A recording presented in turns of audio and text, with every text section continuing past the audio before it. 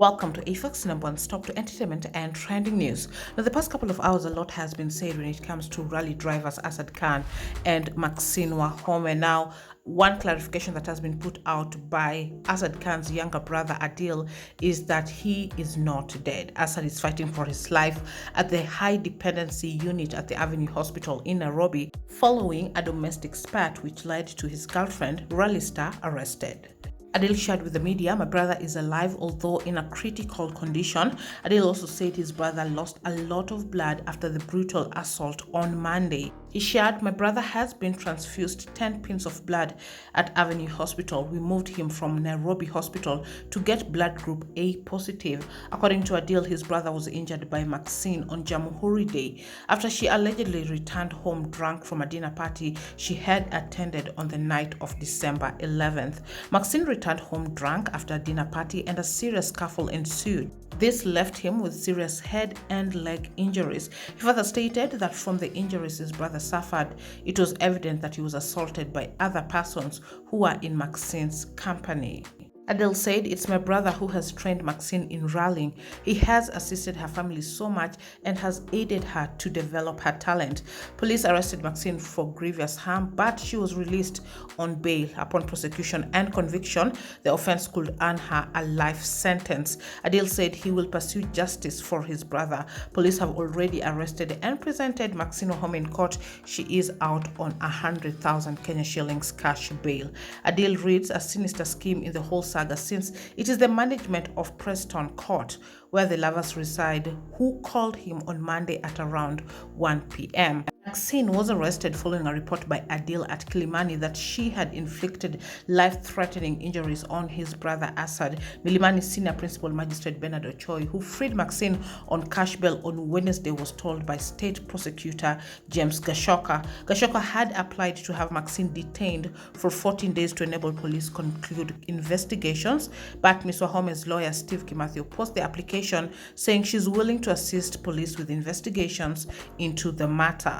Her lawyer said the nature of the offense police are investigating is bailable. I urge this court to free the suspect on bond pending completion of investigations. He said she's not a flight risk and will comply with any terms imposed by the court. Ochoy was told police visited the scene, which appeared disturbed with household goods strewn all over the dining room and a pool of blood on the floor and in the staircase. I would have shared that video with you guys here, but there are a couple of videos shown all over social media, Twitter, Facebook, and the scene is just horrific. There's a lot of blood in the staircase, on the floors, and this is what they're talking about. The investigating officer, Stephen Kibet, asked for more time to conclude investigations.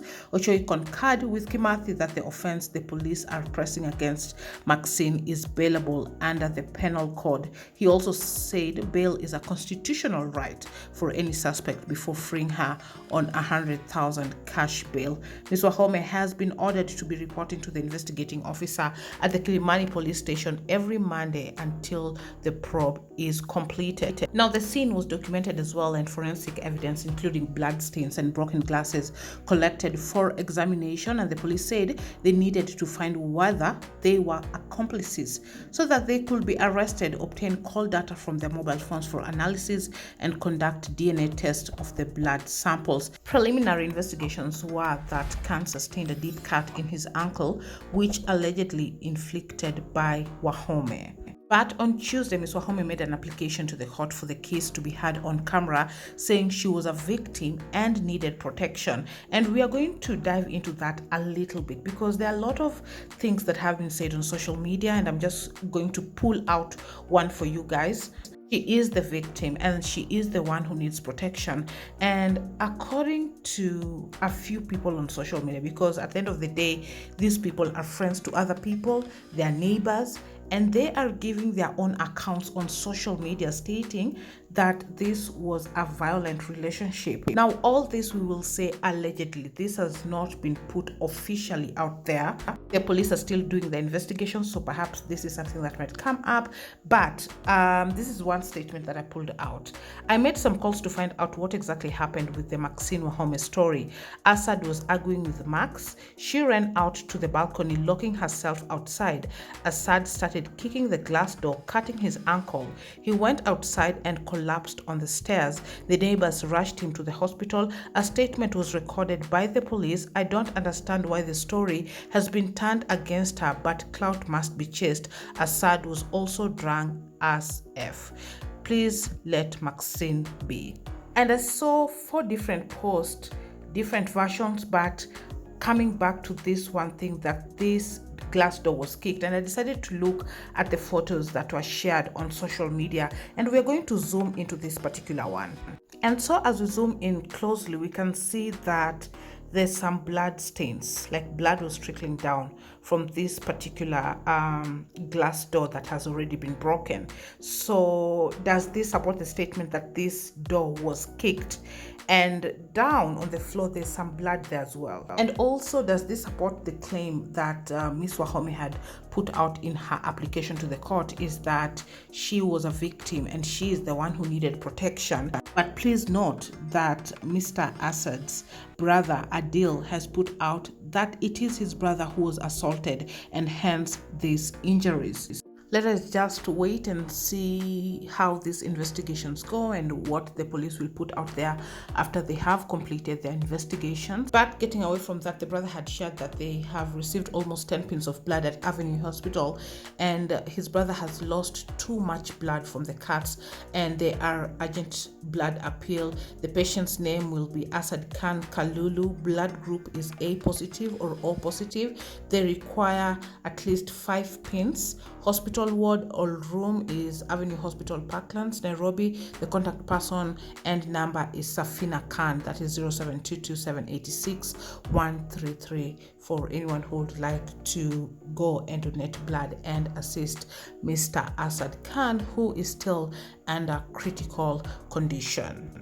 There are other stories that have been put out there, but I think we cannot share them here because they are not officially confirmed.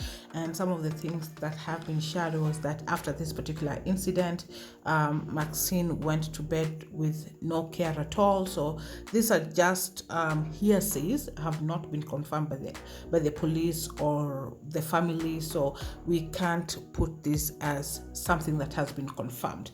But with that being said, I will be following this story for you guys, and in case of any updates or when the police complete their investigations, definitely I'll bring you those updates right here. Well, for this and more updates, make sure you have subscribed, hit that notification bell so you will be the first to be notified once we have new uploads. And of course, you can leave your thoughts on this on the comment section down below. Do you feel like Maxine has been judged prematurely before investigations have been completed? What are your thoughts? Anyway, I'll see you on the next one. Bye bye.